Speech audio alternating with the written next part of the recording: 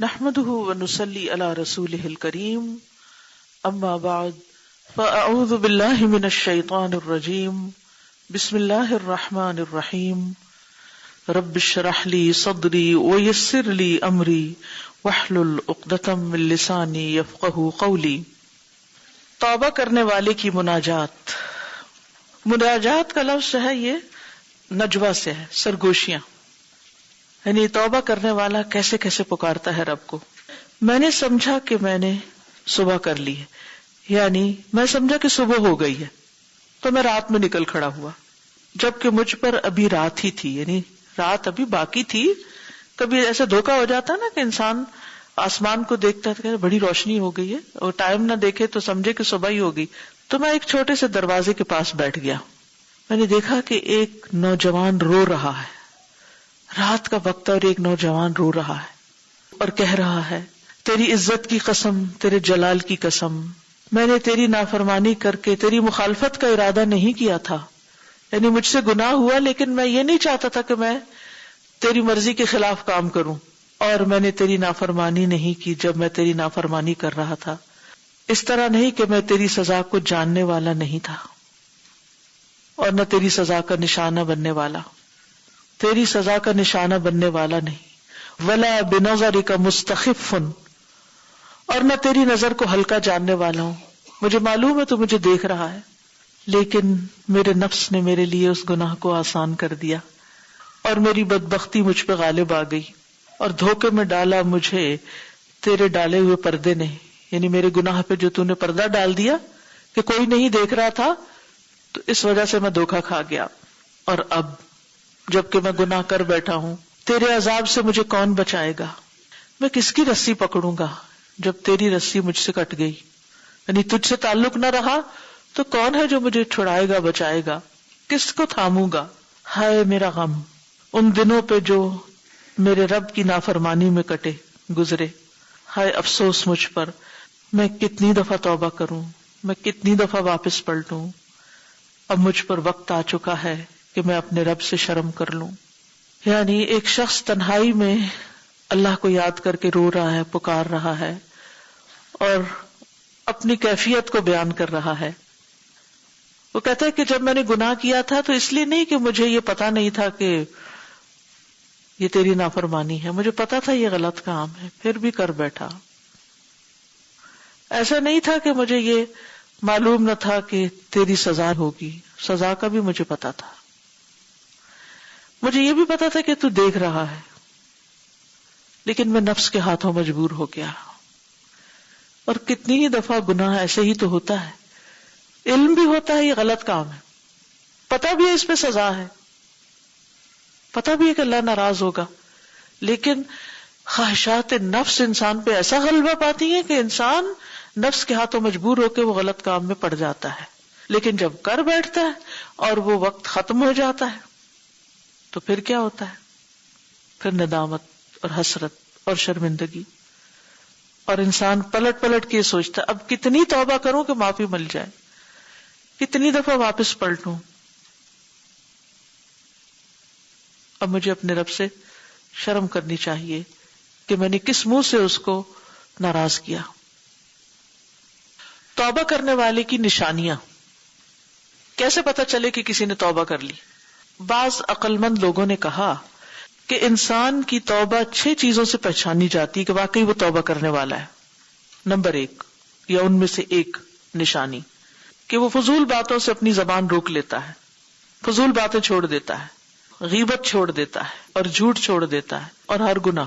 اور نمبر 2 وہ نہیں پاتا اپنے دل میں کسی کے خلاف حسد اور دشمنی، اب اس کو اپنی پڑ جاتی ہے نا تو دوسروں کو بھول جاتا ہے، جیلسی اور عداوت اور انیماسٹی اور اس طرح کی فیلنگز اس میں سے ختم ہونے لگتی ہیں۔ نمبر 3 برے دوستوں کو چھوڑ دیتا ہے، بری کمپنی چھوڑ دیتا ہے۔ ان یکون مستعدا للموت، وہ موت کے لیے تیار رہتا ہے، نادم ہو کر، شرمندہ ہو کر، استغفار کرتے ہوئے اپنے پچھلے گناہوں پر، اپنے رب کی اطاعت پر خوب کوشش کرنے والا ہو جاتا ہے، یعنی اطاعت اور نیکی کے کاموں میں لگ جاتا ہے اور پچھلے گناہوں پر شرمندہ بھی ہوتا ہے اور استغفار کرتا رہتا ہے۔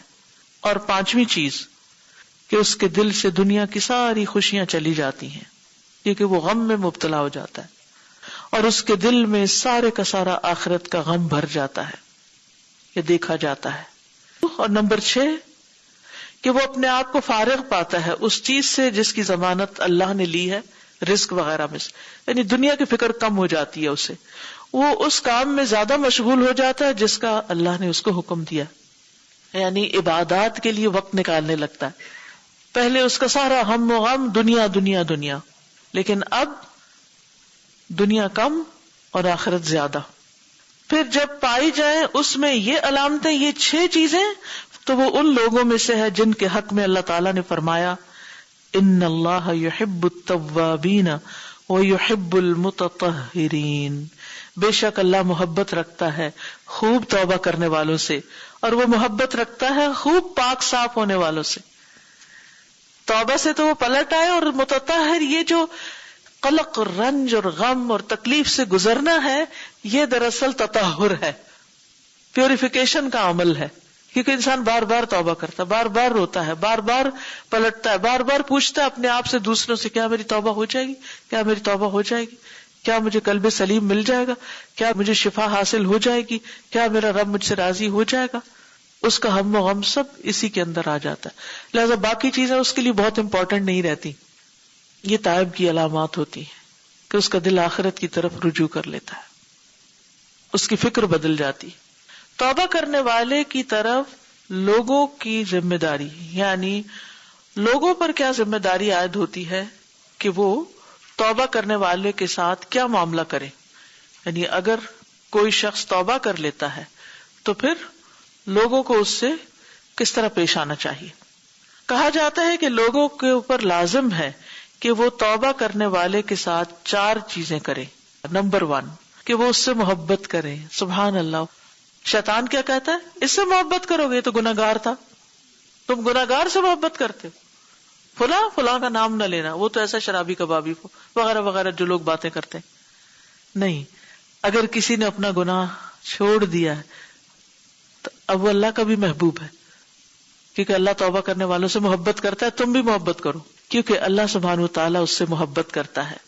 والثانی، اور نمبر 2 کہ دعا کے ساتھ اس کی حفاظت کرو کہ اللہ اسے توبہ پر ثابت قدم رکھے، یعنی اس کے لیے دعا کرو کہ اللہ اس کو اب اس رستے پہ قائم رکھے، ورنہ بہت ڈر ہوتا ہے کہ وہ واپس پلٹ جائے۔ نمبر 3 اسے آر مت دلاؤ اس کے پچھلے گناہوں پر، اسے شرمندہ نہ کرو، اسے تانا نہ دو۔ اور نمبر 4 اس کے ساتھ بیٹھو، اس سے مذاکرہ کرو، ڈسکشنز کرو اور اس کی مدد کرو، یعنی اب اس کا دل ہلکا کرو اور اس کے ساتھ بیٹھ کر کچھ باتیں کرو، اس کو ٹائم دو، اس کو کمپنی دو۔ آپ نے دیکھا ہوگا کہ جو لوگ عام طور پر نشہ کرتے ہیں یا کسی بھی غلط چیز کا شکار ہو جاتے ہیں، وہ زندگی میں لونلی نس کا شکار ہوتے ہیں، یعنی ایک خاص طرح کا ان کی زندگی میں کوئی ویکیوم سا ہوتا ہے، ایک تنہائی ہوتی ہے، ایک اکیلے پن کا احساس ہوتا ہے، لہٰذا وہ کسی نہ کسی غلط چیز میں اٹک جاتے ہیں۔ یہ جو جتنی بھی ایڈکشنز کی قسم ہیں، چھوٹی ہیں بڑی ہیں، کسی بھی قسم کا گناہ ہے، وہ کب انسان کو کرنے کا موقع مل جاتا ہے؟ جب وہ اکیلا ہوتا ہے۔ اگر اس کے سر پہ اور لوگ ہوں تو اس کو چانس نہیں ملے گا۔ اسی لیے آپ نے دیکھا ہوگا کہ اکثر نشہ کرنے والے راتوں کو جاگتے اور دن کو سوتے ہیں۔ کیوں؟ کیونکہ وہ لوگوں میں گلنا ملنا نہیں چاہتے، وہ کسی سے کوئی نصیحت نہیں لینا چاہتے، وہ لوگوں کو اوائڈ کرنے لگتے ہیں، وہ تنہا ہو جاتے ہیں، کیونکہ اس تنہائی میں ان کو موقع مل جاتا ہے غلط کام کرنے کا۔ تو انہیں تنہا نہ چھوڑو، اکیلا نہ چھوڑو، کتنا اہم ہے۔ ہم بعض اوقات چاہتے ہیں نا کہ بچے ہمارے اچھے راستے پہ آ جائیں یا کچھ، لیکن ہم ان کے ساتھ بیٹھتے ہی نہیں، ان کو کمپنی نہیں دیتے، ان کی سنتے ہی نہیں، ان کو سناتے ہی نہیں۔ نتیجہ کیا ہوتا ہے؟ وہ اپنی دنیا میں، ہم اپنی دنیا میں۔ یعنی ان کو سپورٹ دو، ایسے لوگوں کے لیے سپورٹ گروپ ہو۔ اور آپ دیکھیے کہ قرآن کی مجلسوں سے بہتر کون سا سپورٹ گروپ ہو سکتا ہے کہ آپ صالحین کی کمپنی اختیار کریں، آپ کے لیے آسانیاں ہو جائیں گی۔ کیونکہ جو لوگ دکھی ہوتے ہیں، غمگین ہوتے ہیں، پریشانیوں کے مارے ہوتے ہیں، جن کو زندگی میں کوئی سکون نہیں ملتا، وہ سکون ڈھونڈتے ہیں اور کبھی گناہ میں جا کے لذت پاتے ہیں۔ اور اس وقت ان کو نہیں پتا چلتا کہ ہم کیا پی رہے ہیں، لیکن جب وہ کر چکتے ہیں غلط کام تو پھر اس کے بعد ان کو سمجھ آتی ہے، اور وہ ان کے لیے پہلے سے بھی زیادہ مصیبت کا باعث بن جاتی. تو ایسے لوگ تنہا سیدھے راستے پہ نہیں چل سکتے. اسی لیے آپ دیکھیں ہم نماز میں سورۃ الفاتحہ جو پڑھتے ہیں ہم کہتے ہیں اہدنا الصراط المستقیم، ایاک نعبد و ایاک نستعین. یہ جمع کے صیغے کیوں ہیں؟ کیونکہ مجھے بھی ہدایت چاہیے اور میرے ساتھ تو میرے ساتھی جو ہیں ان سب کو بھی چاہیے. ہم سب کو تو دے، اور سب کے لیے دعا مانگ رہے ہوتے ہیں، کیونکہ مومنوں کی دعا ایک دوسرے کو گھیرے ہوئے ہوتی ہے، ان کی حفاظت کرتی، ان کو فائدہ دیتی ہے. عام زندگی میں آپ دیکھیے کہ جو شخص ایک غلط راستے پہ چل پڑتا ہے نا، تو عموماً لوگ اس کے ساتھ انتہائی برا سلوک کرتے ہیں، جس کے نتیجے میں وہ اپنی برائی میں اور پکا ہو جاتا ہے، اور پھر ہم الٹیمیٹلی اس کو کھو ہی دیتے ہیں. یعنی اگر کوئی مرد برے راستے پہ چل پڑا ہے تو بیوی جو ہے اس سے نفرت کرنے لگتی، اس نفرت میں، وہ غصے میں، فرسٹریشن میں اور برا بھلا کہتی ہے. جب وہ گھر آتا ہے تو اس کو لان تان ملتی ہے، جب وہ دوسری طرف جاتا ہے وہاں سے اس کو کچھ اور ملتا ہے. تو obviously وہ پھر کیوں اپنے گھر واپس آئے گا، وہ تو دوسرے راستے پہ چلے گا. تو ایسے لوگ غلط بھی کر رہے ہوں تو وہ ہمدردی کے لائق ہیں، ان کو سپورٹ دی جائے تاکہ وہ اس مصیبت سے باہر نکل آئے جس کے لیے وہ چاہتے بھی ہیں کہ وہ نکلے. لیکن انہیں جب آپ دیکھیں نا ایک شخص جو ڈوب رہا ہو تو اسے کسی کا ہاتھ چاہیے نا کہ وہ پکڑ کے اس کو نکلنے میں مدد دے. تو ہم ایسے لوگوں کو تنہا چھوڑ دیتے ہیں. تنہا نہ چھوڑیں، ان کو سپورٹ کریں. صرف برا بھلا کہنے سے، تانے دینے سے کسی کی اصلاح نہیں ہو سکتی، کوئی سیدھے راستے پہ نہیں آ سکتا. کسی بھی شخص کو جس کے بارے میں آپ کو پتا ہو کہ وہ غلط کر رہا ہے تو صرف تان و تشنیع کر کے، صرف نصیحتیں کر کے، صرف بیڈ لکس دے کے آپ اس کی اصلاح نہیں کر سکتے. اس کو کانفیڈنس میں لیں، اسے سپورٹ دیں، اور اس سے غیر ضروری باتیں بھی نہ کریں، کیونکہ وہ انسیکیور ہوتا ہے کہ پتہ نہیں اور ہی مجھ سے کیا پوچھ لیں گے. اور ویسے بھی ہماری یعنی یہ عادت بہت اچھی نہیں ہوتی کہ کسی سے غیر ضروری سوال کیے جائیں. اگر کوئی کسی چیز کے بارے میں معلومات دینا چاہتا ہے اپنی زندگی کی، وہ خود دے دے گا.